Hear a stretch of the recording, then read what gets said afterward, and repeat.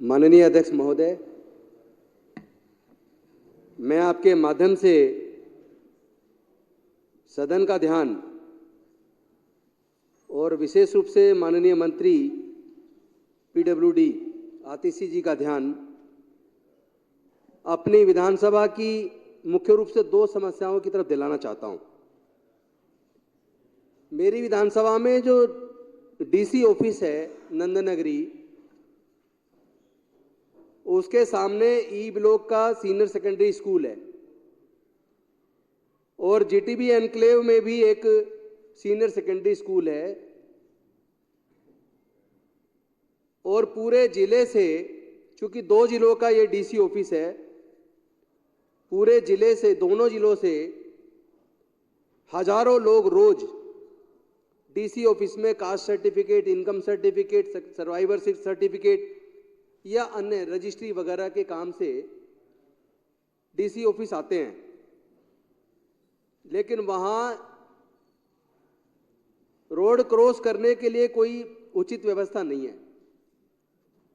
जब बच्चे सुबह स्कूल जाते हैं या दोपहर को छुट्टी होती है, दोनों स्कूल के बच्चे, हजारों बच्चे, क्योंकि सुंदर नगरी के बच्चे उधर जीटीबी एनक्लेव में भी पढ़ते हैं और ई ब्लॉक के स्कूल में भी पढ़ते हैं। 8.5 साल से मैं वहां फुटओवर ब्रिज बनाने की डिमांड कर रहा था। सत्येंद्र जैन जी ने उसमें इंटरेस्ट लिया और चीफ इंजीनियर और इंजीनियर इन चीफ को साथ में लेके 2-3 बार की मीटिंग के बाद उन्होंने कहा यहाँ फुटओवर ब्रिज नहीं, स्काई वॉक सक्सेस होगा। उन्होंने पूरा डिजाइन बनाया, लेकिन उसके बाद भी वो काम आगे नहीं बढ़ा। उसके बाद ये विभाग माननीय मनीष सिसोदिया जी के पास आया, उन्होंने भी उन अधिकारियों को बुलाकर बेहद सख्ती से लिया और उसके बाद उसकी स्टडी करवाई गई। स्टडी में एक्सपर्ट ने कहा कि हाँ, ये बिल्कुल फीजिबल और बनना चाहिए। लेकिन उसके बाद सौरभ भारद्वाज जी के माध्यम से भी कोशिश हुई और अब आतिशी जी हैं। मेरा मन इतना दुखी है कि 8.5 साल में एमएलए रहते हुए और 5.5 साल मंत्री रहते हुए मैं ये छोटा सा काम करवाने में असफल रहा हूं। और इससे ज्यादा दुख की बात तो यह है कि वो सुंदर नगरी, जो दिल्ली के माननीय मुख्यमंत्री अरविंद केजरीवाल जी का कर्म क्षेत्र रहा है, उस कर्म क्षेत्र के साथ इतना सौतेला व्यवहार इन अधिकारियों के माध्यम से हो रहा है। बार बार क्वेरी लग रही है, बार बार क्वेरी लग रही है। आखिर कब तक क्वेरी लगेंगी? कई बार तो मन करता है मैं विधायक की सीट से इस्तीफा दे दूं, क्योंकि इससे ज्यादा दुख की बात क्या होगी कि एक इतना सा काम मैं करवाने में सफल नहीं हो पा रहा हूं, और वो भी बच्चों, जहां से बच्चे क्रॉस करते हैं। इन अधिकारियों को शर्म नहीं आती? इनको दिखता नहीं है कि वहां से बच्चे क्रॉस करते हैं, हजारों लोग सर्टिफिकेट बनवाने आते हैं। क्या कोई व्यवस्था नहीं होनी चाहिए? तो माननीय अध्यक्ष जी, मैं निवेदन करता हूं माननीय मंत्री जी से मेरी पीछे बात भी हुई है, उन्होंने कहा भी है मैं अधिकारियों को बुलाऊंगी। मुझे उम्मीद है कि कम से कम इस कार्यकाल में इस काम को तो शुरू करवा दो, इतना काम तो हो जाए। नहीं, वो तो मैं जानता हूं, अधिकारी तो सारे हमारे एलजी साहब के अधिकारी तो टांग अटका रहे हैं, और मुझे लग रहा है इसलिए ज्यादा अटका रहे हैं कि ये माननीय मुख्यमंत्री जी का कर्म क्षेत्र है, तो इसका बदला सुंदर नगरी के, नंदनगरी के, सीमापुरी के लोगों से क्यों ले रहे हैं, मेरी ये समझ नहीं आ रहा।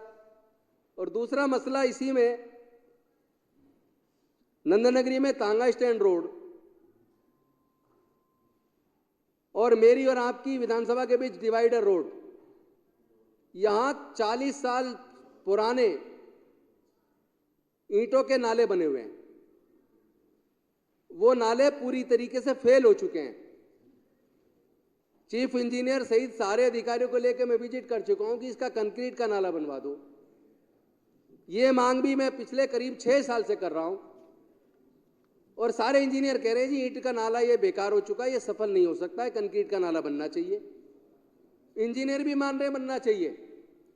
सबको लेके कई बार विजिट कर चुका हूं, सारे अधिकारियों को लेके, लेकिन बार बार एस्टीमेट जाता है, कोई ना कोई क्वेरी लग के वापस आ जाता है। क्या ये प्रिंसिपल सेक्रेटरी पीडब्ल्यूडी का ऑफिस इस काम के लिए बनाया है कि वहां बैठे हुए इंजीनियर उसमें क्वेरी लगाते रहे? आपको जान के दुख होगा, आपकी विधानसभा के भी जो बी ब्लॉक है या जो ई ब्लॉक इधर के जो पॉकेट्स हैं, उनमें भी इसी तरह के फ्लैट्स हैं जो डीडीए के बनाए हुए फ्लैट है, 40-40 साल से ज़्यादा पुराने बने हुए। वहाँ उनके अंदर का पानी नाले से होके बाहर नहीं जाता, जीटी रोड वाले नाले में नहीं मिलता। वहाँ उनका पानी उन मकानों के नींव में जा रहा है। मकानों की हालत जर्जर हो रही है। कल को वो मकान अगर गिर जाए, क्योंकि जब नींव कमज़ोर होती जा रही है और कल को मकान गिर गए तो कितने लोग उसके अंदर मरेंगे। ये आपकी विधानसभा की भी स्थिति है, मेरी की भी है। तो मैं माननीय मंत्री महोदय से निवेदन करता हूँ, ये केवल 2 नाले हैं। एक तांगा स्टैंड रोड का नाला नंदनगरी का है, और चूंकि वो नाला भरा रहता है और पीछे से वो पानी जा नहीं पाता, तो गलियों में पानी निकला रहता है, उधर इन पॉकेट्स में पानी भरा रहता है। तो इतने दिन से कोशिश करने के बाद भी ये काम क्यों नहीं हो पा रहा है। मैं आपके माध्यम से एलजी साहब से भी निवेदन करता हूँ, पूरे दिल्ली में वो विजिट कर रहे हैं, इधर बुराड़ी में भी पहुंच गए, उधर किराड़ी में भी पहुंच गए। मैं तो उनका स्वागत भी करूंगा ढोल नगाड़े के साथ। एक बार नंदनगरी सीमा पर ही सुंदर नगरी भी तो आके विजिट कर लें।